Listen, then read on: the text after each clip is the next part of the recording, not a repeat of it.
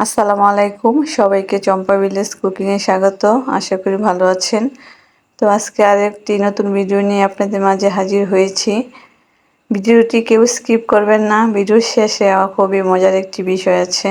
তো সবাই ভিডিওটি দেখুন, ফুল ওয়াচ করুন সবাইকে। এই যে আজকে আমি রান্না করব একদম সবুজ শাক রেখে কিভাবে শাকগুলি রান্না করা যায় সেই পদ্ধতি আজকে আপনাদের দেখাবো। তো একদম টাটকা দেশীয় চিংড়ি মাছ বিল থেকে ধরে আনছে, সেই চিংড়ি মাছগুলি আমি কেটে কুটে ধুয়ে নিয়েছি। এই যে দেখেন, সব চিংড়ি মাছগুলি ধুয়ে পরিষ্কার করে তারপর আমি সব শাক সবজিও কেটে নিয়েছি। এখানে আছে পুঁই শাক, এগুলি হচ্ছে পুঁই শাক একদম গাছের মতো সবুজ রেখে কীভাবে রান্না করা যায় সেটাই আপনাদের সাথে আজকে শেয়ার করব। তো কেউ ভিডিওটি স্কিপ করবেন না, সবাই পুরো ভিডিওটি দেখুন, পাশে থাকুন। ভিডিও শেষে খুবই একটি মজার বিষয় আছে। তো এই যে দেখেন, একটি প্যান বসাই দিছি। তো এর মধ্যে আমি দিয়ে দিচ্ছি তেল। তেলটা যখন গরম হয়ে যাবে তখন আমি পেঁয়াজ কুচি দিয়ে দিচ্ছি। পেঁয়াজ কুচিটাকে আমি কিছুক্ষণ ভেজে নেব। কিছুক্ষণ পেঁয়াজ কুচিটা ভাজার পর তারপর এর মধ্যে আমি অ্যাড করে দেব এই অল্প অল্প পরিমাণে আদা রসুন বাটা। তো আদা রসুন বাটাটা দিয়েও আমি কিছুক্ষণ ভেজে নেব, কাঁচা গন্ধটা যখন চলে যায়। তো দেখেন, কিছুক্ষণ ভেজে নেওয়ার পর এখন আমি দিয়ে দিচ্ছি কেটে ধুয়ে রাখা চিংড়ি মাছগুলি। চিংড়ি মাছগুলি দিয়েও কিছুক্ষণ ভেজে নেব, যতক্ষণ না পর্যন্ত লালচে হয়ে যায়। এভাবে কিন্তু আগে চিংড়ি মাছটা দিলে তেলের মধ্যে চিংড়ি মাছটা একটু লালচে হয়ে যায়। তো এই যে দেখেন, কিছুক্ষণ আমি চিংড়ি মাছটাও ভেজে নিয়েছি।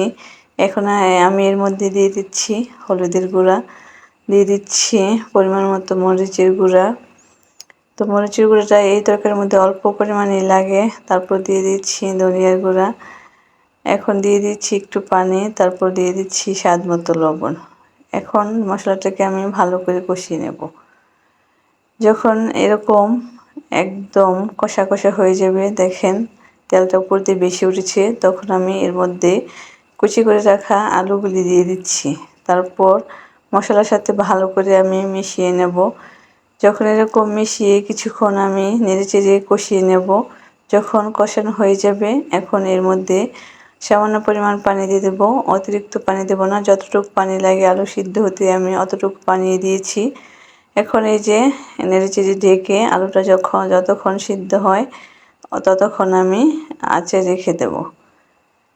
এই যে দেখেন, ঢাকনা খুলে নেড়েচেড়ে আলুটা যখন এরকম সিদ্ধ হয়ে যাবে, এই যে দেখেন আলুটা সিদ্ধ হয়ে গেছে। ওয়াও! এর মধ্যে এখন আমি অ্যাড করে দেব এই যে পুঁই শাক পাতা।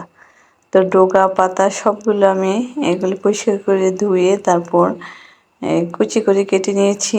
এখন আমি আলুর উপরে এই পুঁই শাকগুলি দিয়ে দিচ্ছি। দিয়েও আমি আবার ঢেকে দেব কিছুক্ষণ। দেখেন ফাঁপিয়ে কীরকম চুপসে গেছে। এখন সব ভালো করে মিশিয়ে নেব আলুর সাথে। তো এইভাবে যদি আপনি পুঁই শাক রান্না করেন তাহলে কিন্তু একদম গাছের মতো সবুজ থাকবে তরকারিটাও। তো আগে দিলে কিন্তু একদম এমন লালচে হয়ে যায়। তো এরকম আলুগুলি কিছু মানে রান্না করে তারপরে এরকম শেষে দিলে কিন্তু তরকারির কালারটা সেই থাকে।